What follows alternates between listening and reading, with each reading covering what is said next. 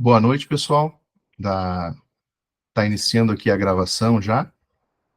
Esse é oficialmente o nosso primeiro encontro sobre espiritualidade. Vai ser um momento para nós tratarmos do assunto espiritualidade. Então, a princípio, começar, cada um se apresenta, né? Abre o áudio e se apresenta. E depois eu já vou entrar já direto no Acho que vou entrar já direto no texto que nós vamos trabalhar hoje. Acredito que nós vamos ficar alguns encontros, não muitos, mas alguns encontros só nesse tema, e depois vamos migrar para outros assuntos. Todos os assuntos serão relacionados à espiritualidade, à vida com Deus.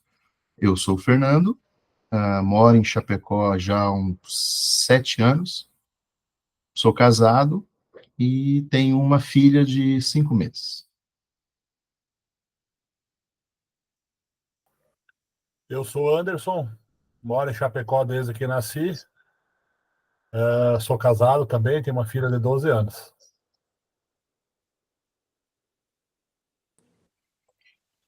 Eu sou Rafael, eu tenho 27 anos, eu moro aqui em Chapecó, vai fazer um ano agora em agosto. Eu sou casado, vão fazer 3 meses agora em dia 27. Eu sou Adilson, eu tenho 20 anos, moro em Chapecó há 1 ano e 11 meses e não sou casado. Eu sou o Thiago, tenho 35 anos, sou natural de São Leopoldo, Rio Grande do Sul, mas estamos há 14 anos já em Chapecó e sou casado, tenho um casalzinho de filhos pequeninhos. Muito bom. Então, Rafael, você tem filhos? Não, não tenho filhos. Não? Então, acho só o Adilson e o Rafa aqui do nosso grupo que não tem filhos, né? O Thiago e o Anderson já tem também. Para nós que temos filho, o tema que vai ser abordado, ele vai impactar de forma mais íntima, mais pessoal. Para vocês que ainda não têm, espero que tenham no futuro, vocês vão compreender o peso da camisa 10, o peso dessa palavra, né? Podemos, quem quiser, né, pode estar acompanhando o texto bíblico. Nós vamos iniciar com a leitura de Mateus capítulo 6, do versículo 9 ao 13.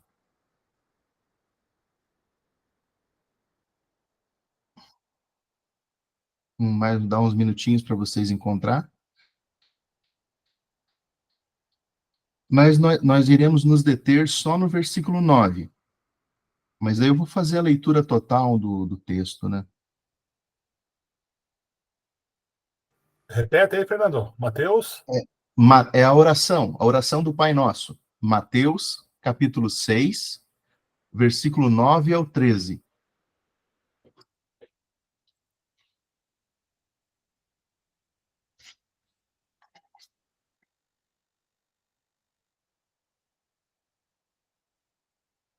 Posso ler? Ou alguém quer ler?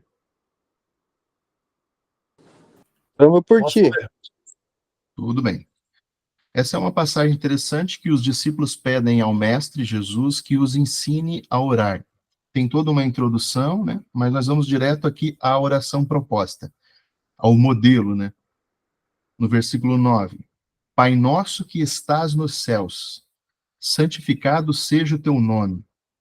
Venha o teu reino, seja feita a tua vontade, assim na terra como no céu. O pão nosso de cada dia nos dá hoje, e perdoa-nos as nossas dívidas, assim como nós também perdoamos aos nossos devedores. E não nos deixes cair em tentação, mas livra-nos do mal, pois teu é o reino, o poder e a glória para sempre. Esse final, teu é o reino, poder e glória, ele é um acréscimo. Em alguns textos mais antigos ele não existe. mas provavelmente compreende-se que é da tradição cristã. Ao longo da história da igreja, os primeiros cristãos usavam isso e acabou sendo anexado, talvez como nota de rodapé, acaba ganhando corpo no próprio texto. Uma teoria possível, né? Mas que não é um problema, porque ao longo da doutrina cristã nós entendemos que Jesus é rei, sendo rei, tudo é dele e pertence a ele, então há um reino. Se há um rei, tem um reino, e esse reino é dele. E em Mateus, final de Mateus, Jesus diz que todo o poder lhe foi dado. Então, se ele é um rei e tem um reino, esse reino é dele. Se há um poder nesse reino, é dele, e é, como ele mesmo disse, todo o poder foi lhe dado. E a glória, que também pertence a ele. A glória de ser o Filho único de Deus, né? O unigênito do Pai. Hoje, dentro desse tema de espiritualidade, julgamos por ser conveniente começar com uma característica exclusiva de Deus, que é a paternidade de Deus. Como eu disse, né, os que já têm filhos têm uma noção disso. No caso, o Badá e o Tiago já são pais há mais tempo. Eu sou pai em início de carreira, então estou começando a sentir o gostinho, a emoção, né? Para mim é uma coisa mais nova. E claro, junto com o positivo das emoções, como isso é bom, vem também a preocupação, a responsabilidade, a consciência de que tem uma vida e essa vida depende exclusivamente de você. Faça chuva ou faça sol, você tem que ir à luta. E aquela vida depende de ti e tu é o responsável por essa vida. Se nós, na nossa condição humana, tendo uma vida dependente da nossa, além da nossa, isso já começa a repartir. Acho que o Rafael seria bem gabaritado para ajudar nessa questão futuramente, que é quando você sai do seu centro de individualidade, de egoísmo, eu e eu mesmo, somente eu, cuido apenas de mim. Quando você tem um filho, e quando você casa, isso já sofre um rompimento. E quando você tem um filho no casamento, isso te fraciona mais ainda, porque agora não é só você e você mesmo, é você e sua esposa e um filho. Só que a sensibilidade desse filho é um outro corpo, mas quando ele chora, dói muito mais em você de uma forma, acredito, psicológica, né? Porque quando o teu filho chora, aquilo te rasga por dentro e tu pensa, mas o que que eu faço? Nós, na condição de pai, né, vamos correndo levar a criança à mãe. Mas o que atinge você é saber que aquela vida depende de você, ela está chorando, ela está clamando por você é o responsável dela, e quando ela chora, é um pedido de socorro, é um pedido de auxílio. E isso é muito interessante. Eu acredito que vocês devem lembrar quando seus filhos eram pequenos, o efeito que isso produzia na mente, no coração de vocês, né? E daí nós vamos para a oração que Jesus ensinou aos discípulos, e já no começo é interessante a proposta de Jesus. Ó, quando vocês forem orar, vocês vão orar a Deus, vocês vão orar ao Pai. E o termo que Jesus usa é Abba, que não é apenas pai, é pai no infantil, é pai no sentido papai. Então, quando vocês forem falar com Deus, vocês vão se dirigir a Ele como o papai. E, seguido do nosso, ele, além de dar um sentido de intimidade e proximidade, ele também coloca o nosso ali, ele dá um ar de coletivo. Ou seja, é um papai íntimo de vocês, com quem vocês têm que trabalhar essa intimidade, e também ele não é exclusivo só de você, ele é meu e de todos vocês que creem em mim, no caso, na pessoa de Jesus Cristo. E aí nós entramos no interessante que disso aqui tem um desdobramento teológico. Eu posso chamar o Badá, o Anderson, de pai? Ele é geneticamente meu pai? Não. Eu poderia chamar o Tiago de pai? Geneticamente? Não. Vocês não são meus pais. Eu tenho um pai genético. Eu posso chamar Deus de pai? Com que autoridade, com que legitimidade eu posso me achegar ao Todo-Poderoso, Criador dos céus e da terra, e chamá-lo de pai? E Jesus vai mais além, né? Não só chamando de pai, chamando de papai. Então, aonde que eu encontro legitimidade e autoridade para me chegar a Deus chamando de pai? E aí vai ter uma proposta de alguns textos. Adilson, você acho que ficou para abrir um texto ali em Gálatas, né? Eu vou, antes de você ler o texto de Gálatas, eu vou puxar o texto de João, 1 João, 1 João, desculpa, o Evangelho de João, capítulo 1, versículo 12, que diz assim: mas a todos que creram nele e o aceitaram, ele deu o direito de se tornarem filhos de Deus. Aqui é o apóstolo João, já no início, no primeiro capítulo do seu evangelho, dizendo que a todos que creram em Jesus Cristo como Filho de Deus, crendo em Jesus, recebem o direito de se tornar filho de Deus. João vai apontar para essa legitimidade. Quando que eu posso chamar Deus de meu pai? Quando eu creio em Jesus. E aí tem uma série de outros textos, muitos no Evangelho de João, vai ser trabalhado no capítulo 14, no capítulo 15, no capítulo 17 de João, textos ali bem interessantes. E esse texto de Gálatas, Adilson, tu quer ler ele para nós também?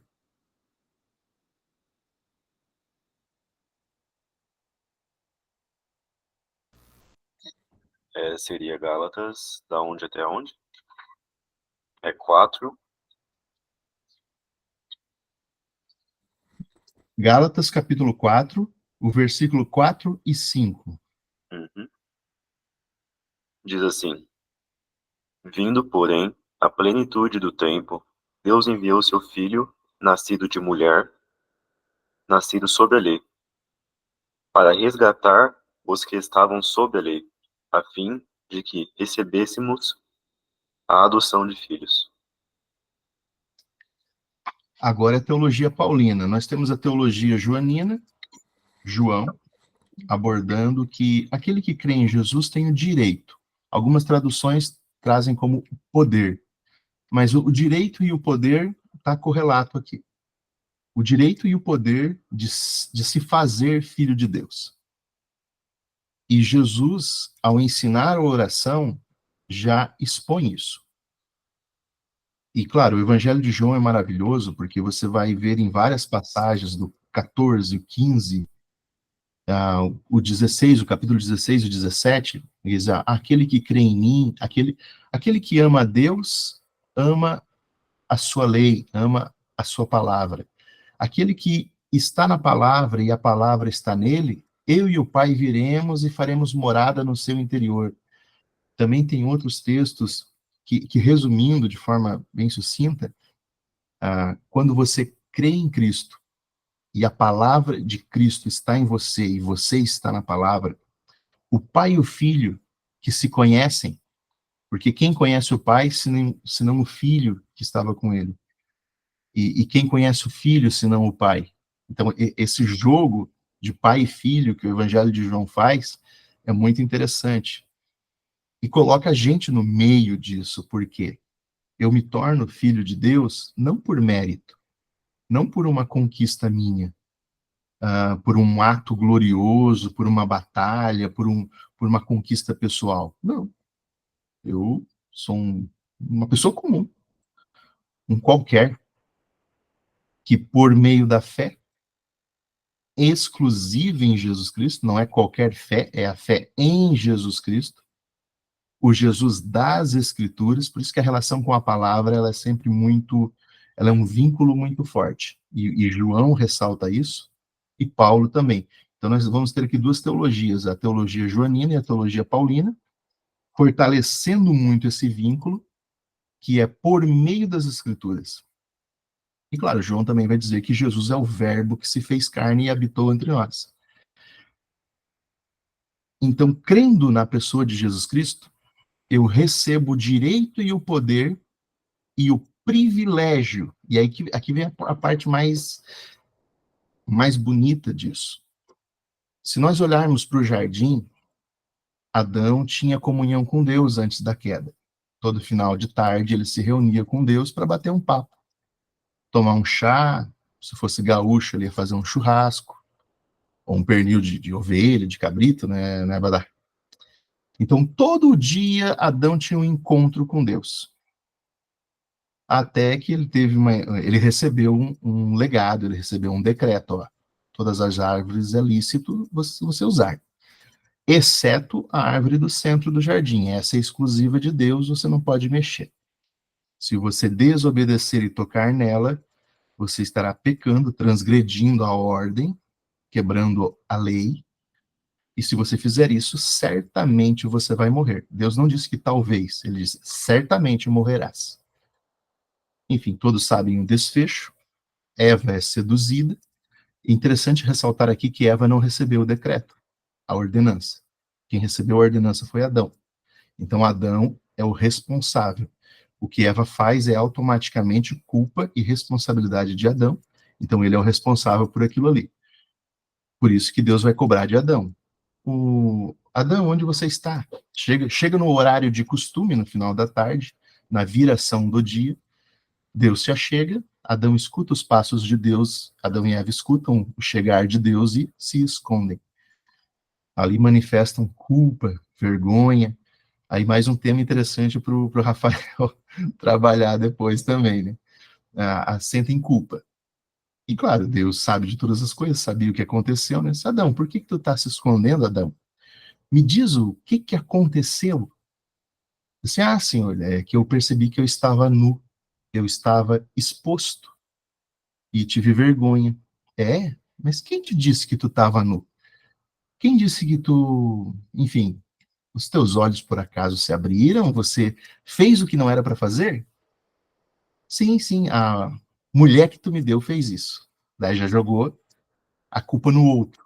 É interessante quando existe o outro, porque o ser humano, quando ele falha, ele procura um bode expiatório quase que instintivamente. Eu cometi um erro e automaticamente eu procuro alguém para culpar junto pela minha falha.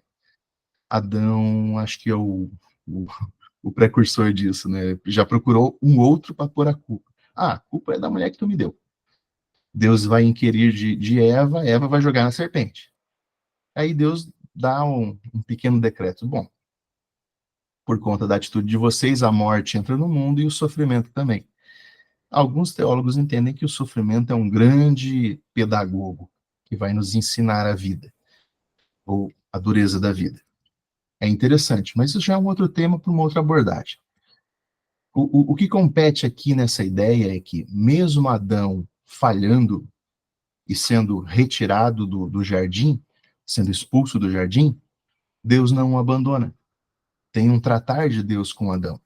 Mesmo entrando o sofrimento no mundo e a morte, e ali também tem a morte espiritual, né?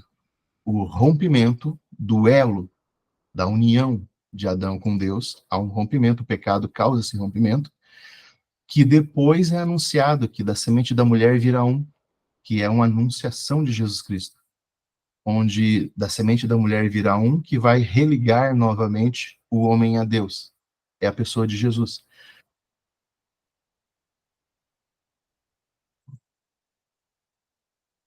o que acontece? Na pessoa de Jesus Cristo, nós voltamos a ter união com Deus. Uma união, entendo eu, semelhante a que Adão tinha no passado, antes da queda. E nós, já na condição de filhos de Adão, temos consciência do nosso pecado, temos consciência da separação de Deus, mas também temos, por meio da fé e vivência nas Escrituras, a consciência da união ou da religação com Deus novamente. Isso concede a nós um privilégio, que é o privilégio de, mais uma vez, poder se encontrar com Deus na viração do dia. A viração do dia que é um momento especial de encontro com Deus. O que Jesus traz para nós é, de volta, a religação, o religare, a religião, o ligar outra vez com Deus. Jesus é o elo que nos une novamente com Deus. E dá esse termo muito bonito, que é o início da oração do Pai Nosso, que é: você volta agora a se encontrar com Deus. Você tem agora o direito e o poder de se encontrar com Deus novamente. E você vai chegar a Ele como sempre foi, Pai. E isso dá uma intimidade muito grande. Ah, mas eu me sinto um pecador. De fato é. De fato você é um pecador. Mas é em Cristo que tu tem o direito de se ligar ao Pai novamente. Tanto que quando você ora ao Pai, você ora em nome de Cristo, junto com Cristo. E é justamente a legitimidade de Jesus que confere a nós a legitimidade de chamar Deus de Pai. Tem um autor interessante que eu vou apresentar para vocês, acredito que alguns já conheçam, que é o J.I. Packer, ou J. Packer. Não sei se vocês vão ver aqui na câmera.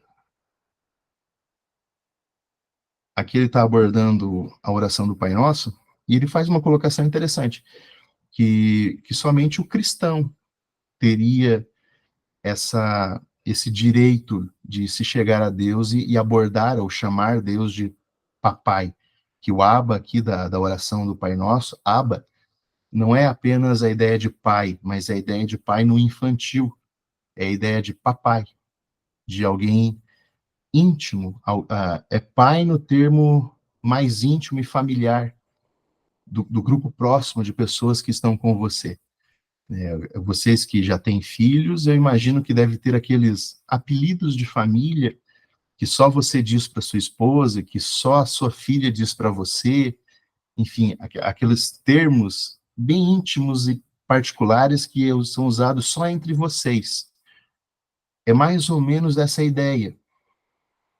Poder chamar Deus de papai é ter uma forma íntima e exclusiva de me achegar a Ele. E não só no termo, no nome, como eu chamo, me dirijo a Ele, mas também um lugar. Que seria já na introdução, que antecede a oração do Pai Nosso, que é um lugar secreto, quando ele ensina ali que quando fordes orares a Deus, não faça que nem os fariseus, que ficam de pé nas esquinas, orando para que todos vejam a sua eloquência e tal. Não façam dessa maneira. Fechem a porta do seu quarto e, em secreto, orem a Deus. E orem desta maneira. Então, tem a maneira de orar e tem um lugar para orar. E isso remete muito à ideia de intimidade.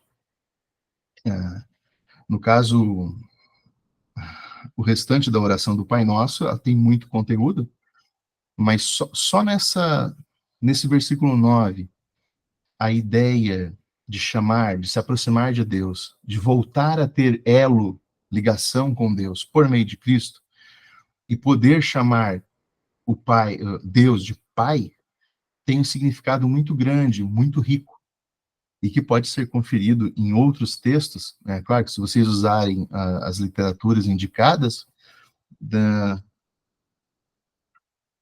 nós vamos poder ver isso não só em João 1, que eu acabei de ler,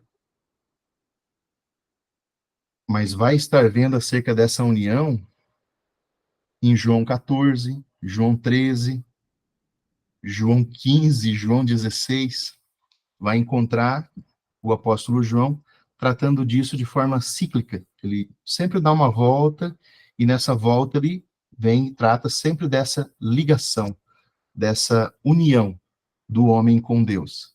E essa união do homem com Deus, essa religação, que foi perdida lá no jardim com o pecado, agora ela é resgatada em Cristo, porque Cristo é o cara que venceu o pecado. Venceu o pecado, venceu a morte, subiu aos céus e deu dons aos homens. E um desses dons, o maior privilégio deles, é o da oração. Que, claro, na vivência, na caminhada cristã, todos estamos aqui aprendendo acerca disso, né? Eu, em 20 anos de fé, confesso que hoje eu estou entendendo alguma coisinha mínima disso, e penso, poxa, demorei bastante para abrir o olho e entender. Essa própria ideia de chamar Deus de Pai é uma coisa que, para mim, é nova a compreensão que eu estou tendo, porque estou lendo teólogos reformados de qualidade, e começo a perceber, poxa, só no termo, só no nome de tratamento, tem tanta coisa, tem um sentido profundo, tem uma vida ali, tem um significado aquilo ali, tem toda uma história. Só o privilégio de poder se chegar a Deus já é grandioso, mas não só o privilégio de poder se chegar a Deus por meio de Cristo, mas junto com isso, poder chamar Deus de Pai, e na forma mais íntima e infantil, de papai. E aí, voltando, dando aquela volta final já para fechar aqui com vocês, aos que têm filhos, né? Quando o filho pequenino chora, é um clamor chamando você. Quando no meio das suas angústias e dificuldades da vida, lembre-se, quando Adão peca, entra no mundo a morte e o sofrimento. Esse tal de sofrimento nos atinge aqui e agora, no dia a dia nosso. Quando esse sofrimento chega até a nossa vida, e dobramos o joelho e oramos a Deus, oramos ao Pai em nome de Jesus, também nos remetemos a um simbolismo, a uma ideia da criança pequena clamando ao Pai. E também vai ser dito que o Espírito Santo é o nosso ajudador, que intercede por nós também, e com gemidos inexprimíveis, o que é bem interessante, né? Nessa relação, né? Nessa simbologia da criança que chora para o pai, porque necessita da ajuda do pai, e é totalmente dependente dele, remetendo aqui na relação de Cristo para conosco. Quando nos voltamos a Deus como pai, como papai, isso nos coloca na condição infantil, na condição similar à da criança, que é totalmente dependente de Deus para tudo. Nisso eu fecho o tema desse primeiro encontro, que é a abordagem de Deus como Pai, e deixo aberto agora para vocês, quem quiser fazer alguma colocação, alguma contribuição em cima disso, ou contar alguma experiência, fica aberto, aí vocês podem estar abrindo o microfone e estar participando numa troca aqui, num diálogo de ideias. Está aberto para vocês agora, irmãos. Referente aí à questão que você colocou de estar aprendendo a questão da oração, isso acontece comigo também. Tipo assim, me acostumar a tentar fazer da forma correta, entendeu? Eu também tento ler ou tentar me aproximar ao máximo da forma mais certa de fazer. E eu também tenho um certo tempo de caminhada, né? E não é fácil, cara. Eu acho que assim, muitas vezes eu me pego, às vezes, mais pedindo do que agradecendo, sabe? Não, é complicado de você entender que é diferente, né? É dois, Badar. Cara, não é fácil. Não é fácil. Essa questão, abençoe minha vida, da minha filha, não sei o que, tal. Aí tá pedindo. Não é fácil, cara. Cara, tu tocou num ponto que é muito idêntico comigo. E por mais que eu tenha um treinamento mental de que você deve iniciar a oração adorando a Deus e glorificando Ele, começa, tudo bem, Deus, eu sei que tu és digno, tu é o criador de tudo. É Se isso eu aí. fosse bom em química ou física espacial, eu ia enxergar você na tabela periódica e nas constelações, sem nenhum problema. A questão é, eu sou um vaso de barro e eu olho para minha vida e eu estou desesperado. Então, primeiro eu vou pedir, depois eu vou parar, respirar fundo e engrandecer o teu nome, mas sinceramente, Deus, Mas tu sabe que eu muito assim, cometo muito erro. eu tenho muita correção da Ruby, sabe? Que às vezes eu não consigo enxergar, e daí, tipo, ela já vem me puxando pro outro lado, entendeu? Então essa é a minha auxiliadora aí, no caso, né? Mas não é fácil, cara. Porque hoje né, tu quer proteção, tu quer que abençoe tua vida, teus filhos, salve os filhos, que é a primeira coisa, né? Mas é aquela coisa, tu pede, pede, pede, e agradecimento não é tanto. Isso é uma realidade, isso é uma realidade humana, e isso nos remete a uma ideia paulina também, que aborda o homem como o vaso de barro. O vaso de barro, além de ser uma coisa comum, ele também não tem valor. É comum, não tem valor e é frágil. Ou seja, se esbarrar, deixar cair, vai fazer 1000 pedaços. Só que Paulo tem uma colocação interessante. Somos como vasos de barro, algo frágil, comum e sem valor, porém com um tesouro dentro, que é Cristo, que é a palavra de Deus. Esse aspecto casa muito bem com a teologia de João. Aonde que nós, vaso de barro, homem falho, carnal e pecador, temos grande valor em nós, em nossas vidas? É quando nós estamos cheios da palavra de Deus. Quando a palavra de Deus está em nós, e nós estamos na palavra, e aí é teologia de João, é evangelho de João total, né? O Pai e o Filho virão e farão morada em nosso interior. E do nosso interior fluirá rios de água viva. Então, claro, isso é uma coisa que você teria que estudar todo o Evangelho de João e focar nos capítulos 14, 15, 16, 17, que você vai compactando essa ideia, né? Dessa união em Cristo, onde eu vou estar unido em Cristo, e é Cristo em mim que me legitima a chegar a Deus, a chegar ao Pai, chamando de papai. E é a presença dele, a palavra dele em mim, que me faz uma pessoa melhor, que me faz um homem melhor, que vai lapidando o caráter, que vai transformando o caráter. E esse lapidar, esse transformar, ele é continuado, porque ele é um processo que se dá com o Espírito Santo atuando em tua consciência, te iluminando a compreensão do texto bíblico.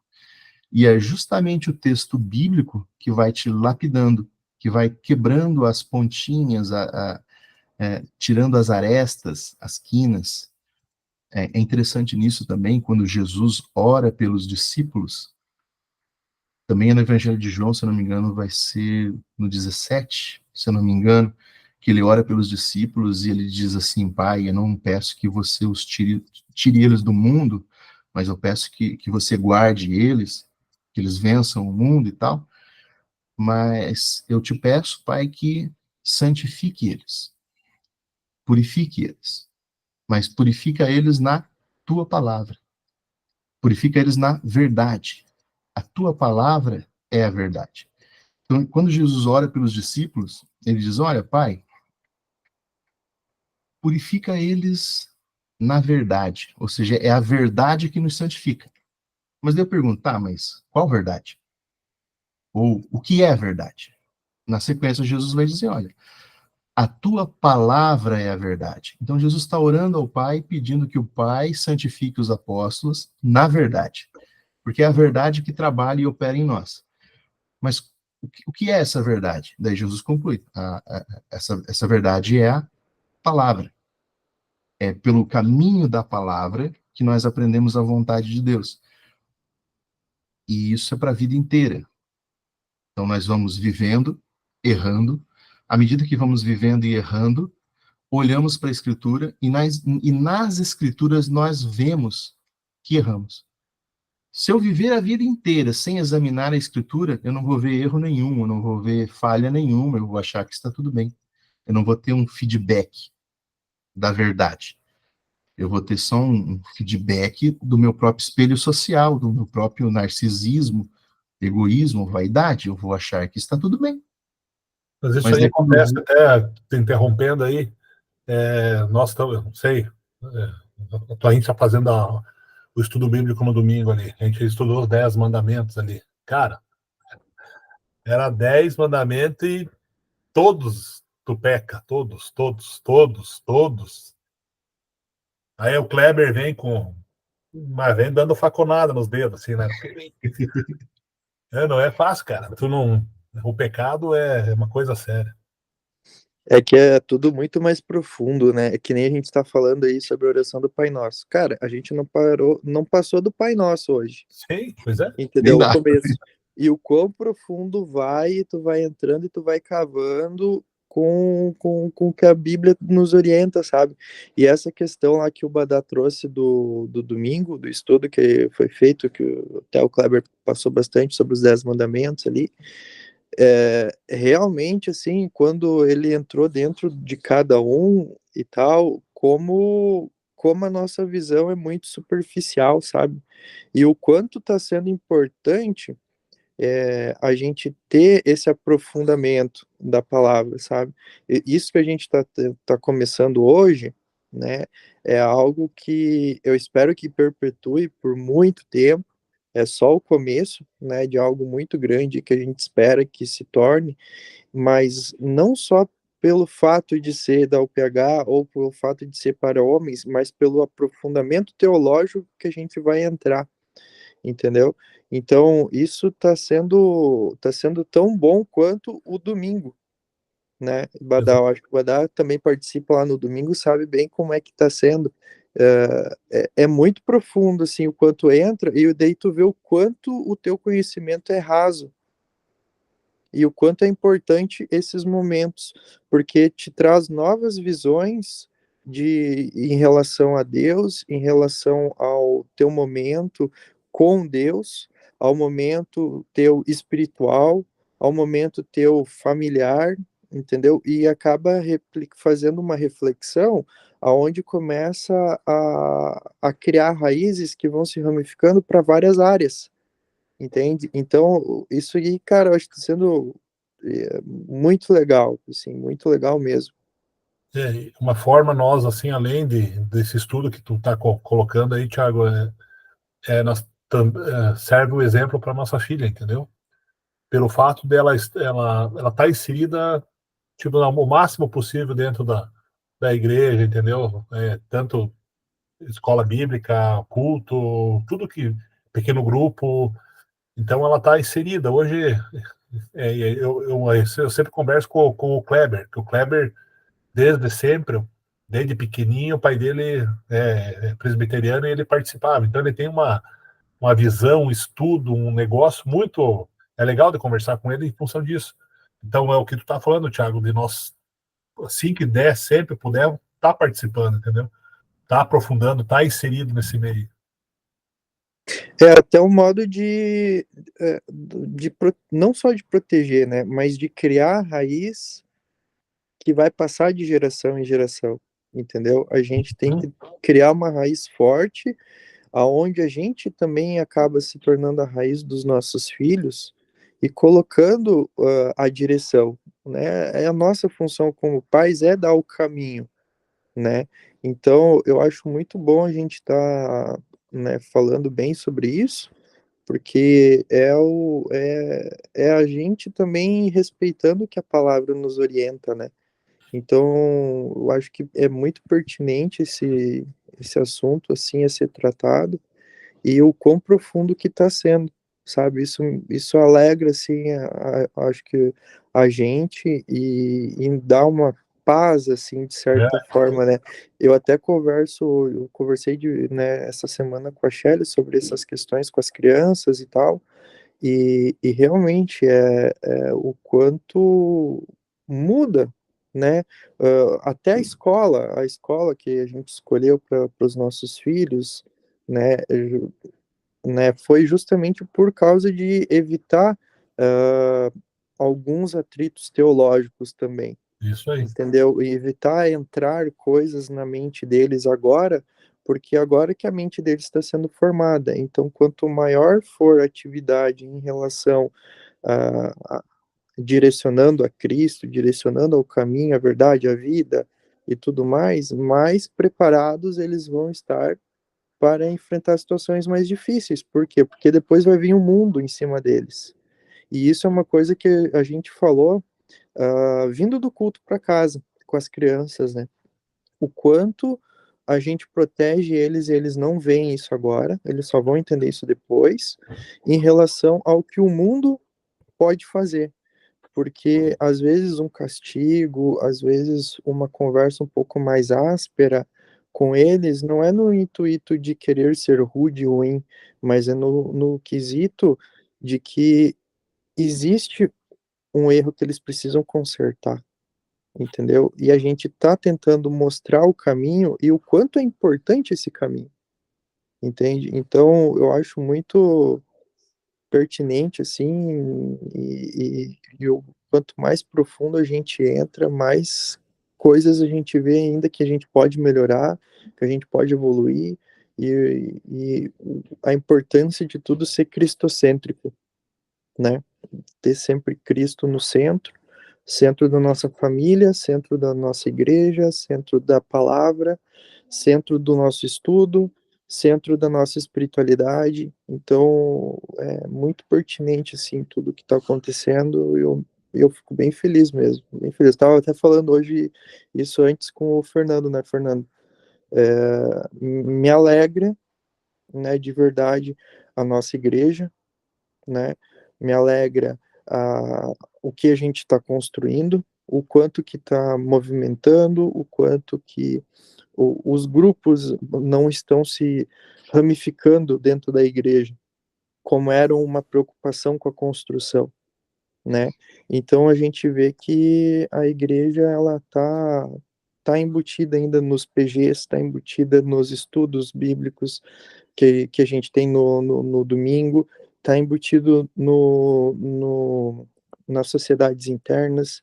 Então tá tudo ainda bem firme, bem centralizado, sabe? E isso mostra assim o quanto no caminho certo a gente está.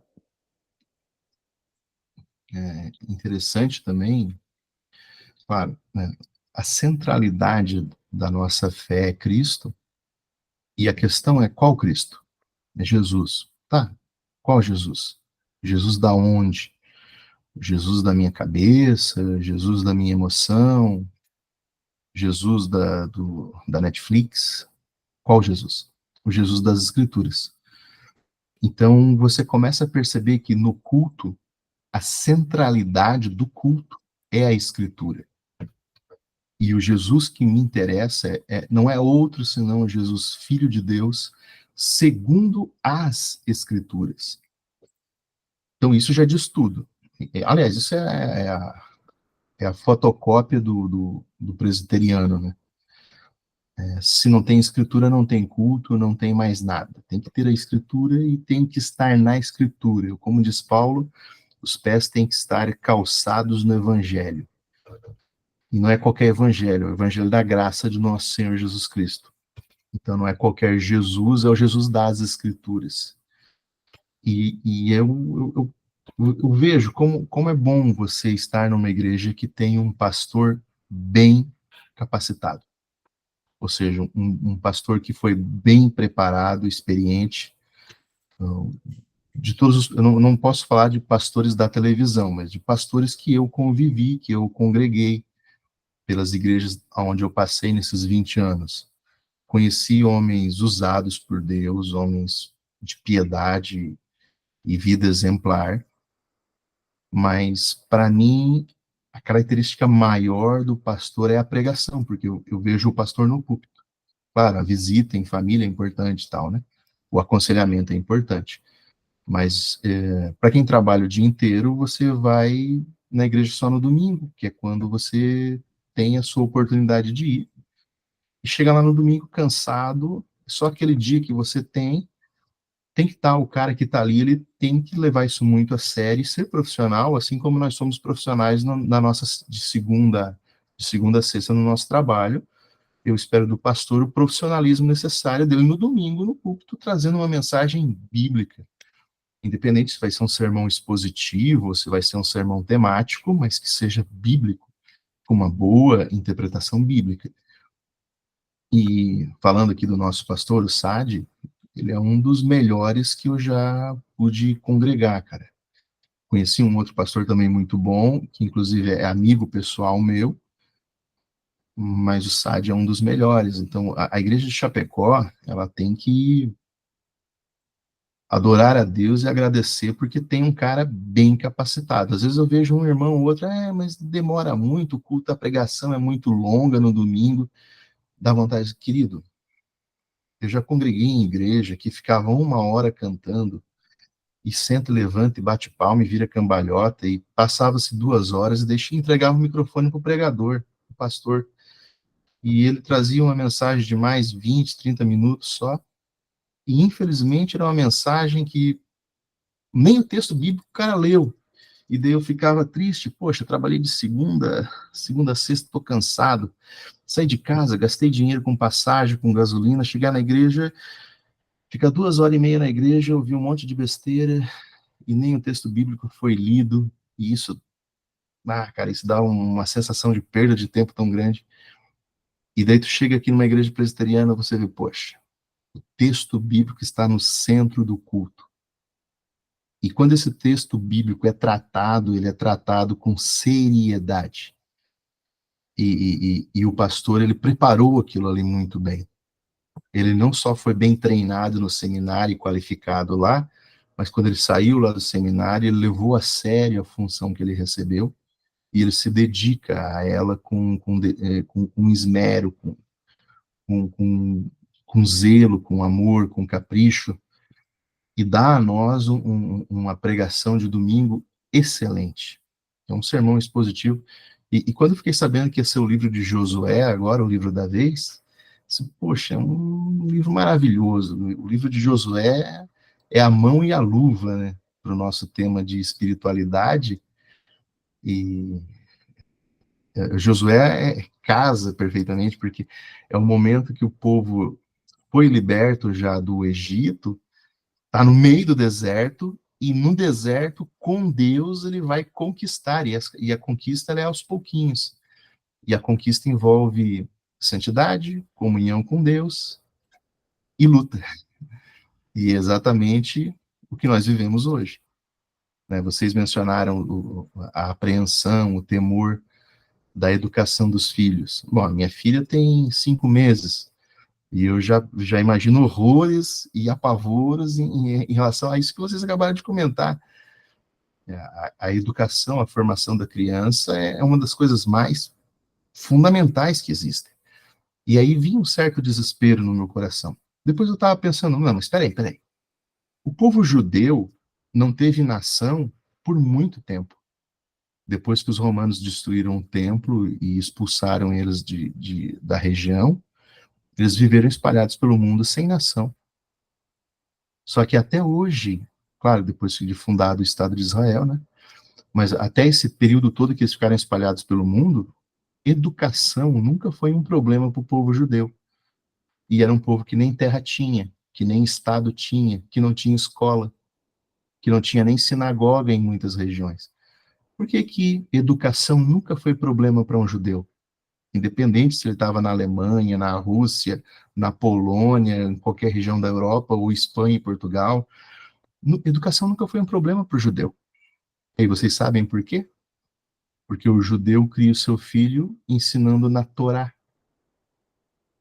E qual é o ponto central da Torá? O primeiro mandamento que vocês levaram aí na cabeça na escola dominical. O primeiro mandamento, amarás o Senhor teu Deus de todo o teu coração, de toda a tua mente, de todo o teu ser. Ele é o ponto central de toda a formação do homem judeu. Ele é a paideia do homem judeu. Ele é a formação filosófica, cultural e religiosa, política do homem judeu. E educação nunca foi problema para o povo judeu, um povo que nem Estado tinha. Tem Estado agora, mas não tinha. Ele não tinha Estado, não tinha escola, não tinha sistema de educação, não tinha nada. Só tinha a Torá. E nós estamos aqui, né, apavorados, meu Deus, onde eu vou matricular meu filho? E às vezes a gente pensa, poxa, isso não era um problema para eles. Não era um problema para eles. Aonde está a falha? Será que não está em mim, que não ensino? Primeiro, eu não estudo.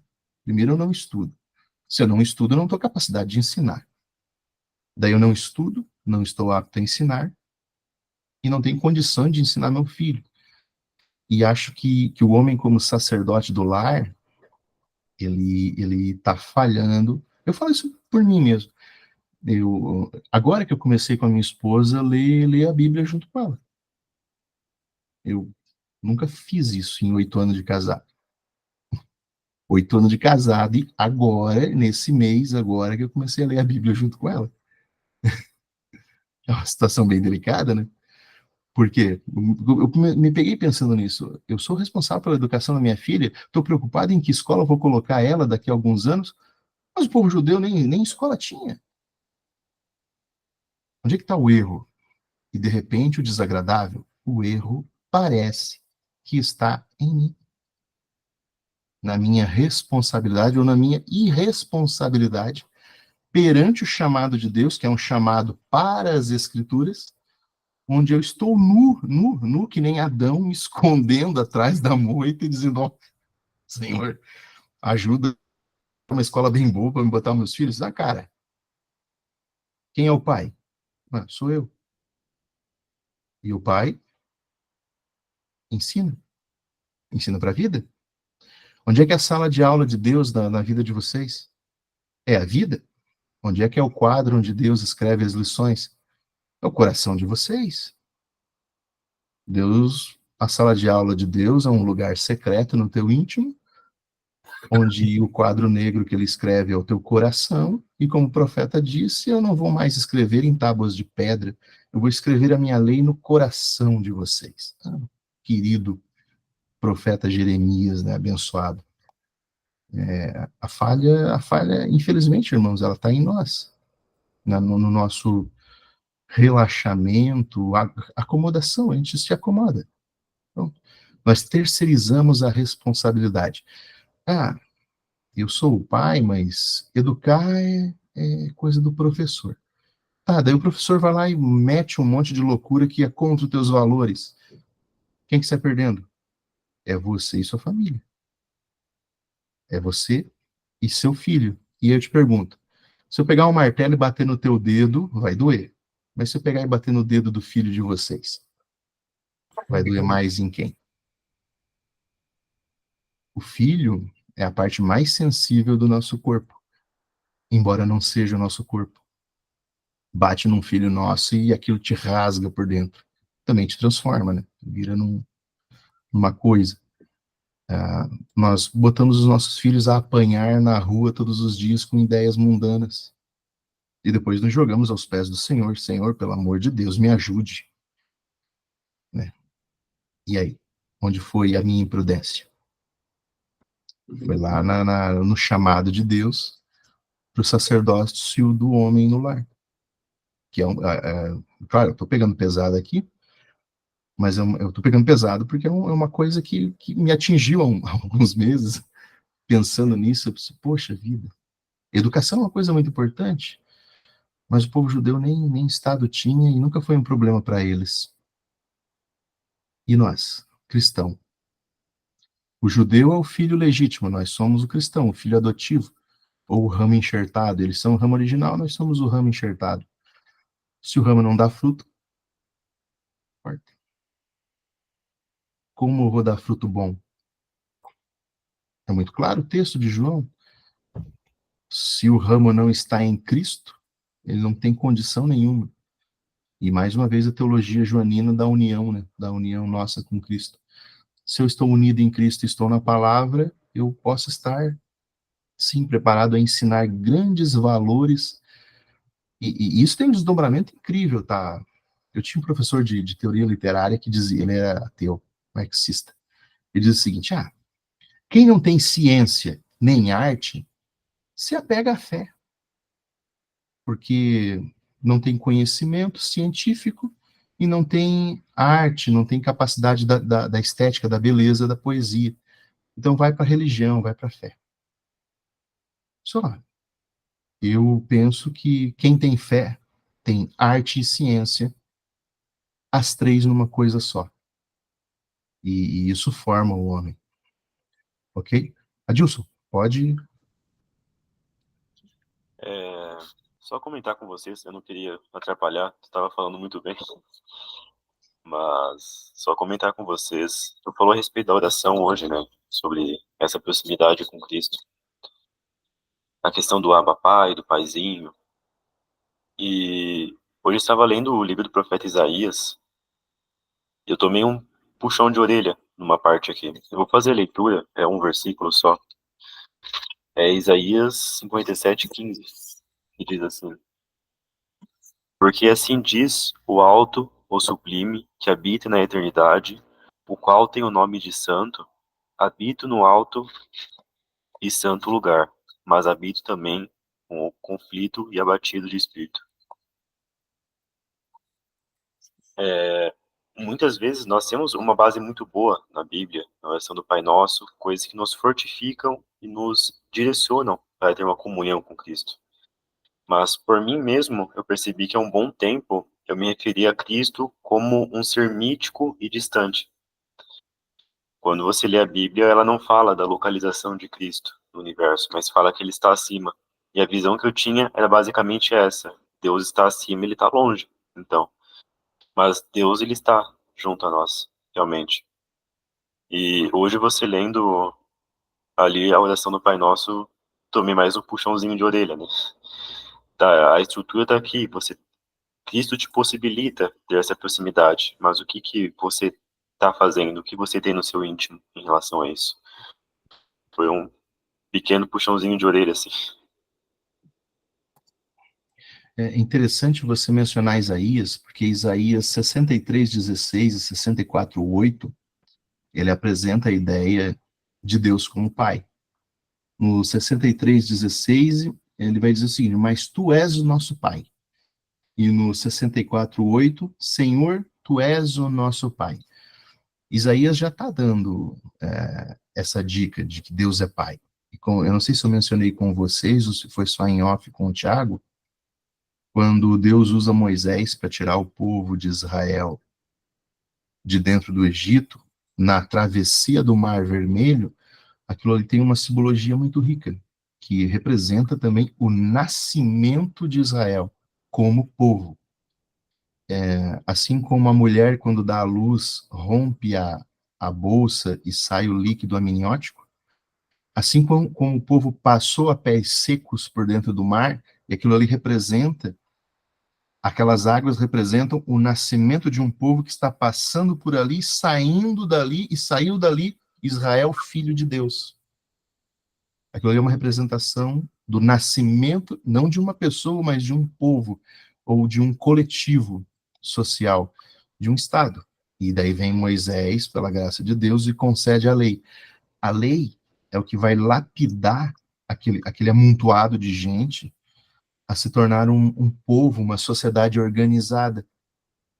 Então você percebe nitidamente todo o trabalho de Deus resgatando do Egito as pragas, atravessando o mar, derrubando o faraó, depois conduzindo até o monte do Sinai para adorar e receber a lei, e depois com a lei, aí vem um grande momento de Moisés, que é de ensinador. Em um momento ele é libertador, faz a libertação do povo, depois ele é um estadista, mas depois ele é um professor, porque ele vai ensinar a lei. Eu acho que nós estamos nessa fase do ensinador, de incorporar aqui a ideia de professor, de ensinar. E o que eu preciso para ensinar? A lei aqui é a relação da vontade de Deus, de que onde está a vontade de Deus. Ela está nas Escrituras, ou seja, vocês vão perceber o pensamento circular, onde não importa o ponto onde eu vá, eu vou dar uma volta e chegar no mesmo ponto. As Escrituras. As Escrituras. As Escrituras. E eu vou ensinar a minha filha. Ensinar o quê? Filosofia, química, física, administração, matemática. Ok. Tá, mas um homem da Idade Média, na visão holística, ele converge tudo a Deus. Todas as ciências se reúnem e se dobram e se curvam a Deus. Será que eu não tenho capacidade disso também, sendo um cristão? Ou será que é como o meu professor de teoria literária disse, quem não tem ciência nem arte é burro mesmo, se agarra na fé. Não, eu discordo dele. Quem tem fé verdadeira em Cristo recebe a mente de Cristo, pela graça do Senhor. E onde são as primeiras poesias do mundo? Salmos de Davi. Mas tem o Salmo de Moisés, lá, 90 e 91, e você usou uma palavra muito bonita, um verbo muito importante, Adilson, que é habitar. Até se tu tiver o texto em mão e quiser ler de novo, pode ler ele de novo. Habitação. E daí, se possível, ler o primeiro versículo do Salmo 91 na sequência. Uhum. É Isaías 57:15, o primeiro. Diz assim: Porque assim diz o alto, o sublime, que habita a eternidade, o qual tem o nome de santo. Habito no alto e santo lugar, mas habito também com o contrito e abatido de espírito. É o Salmo 91? Salmo 91, primeiro versículo.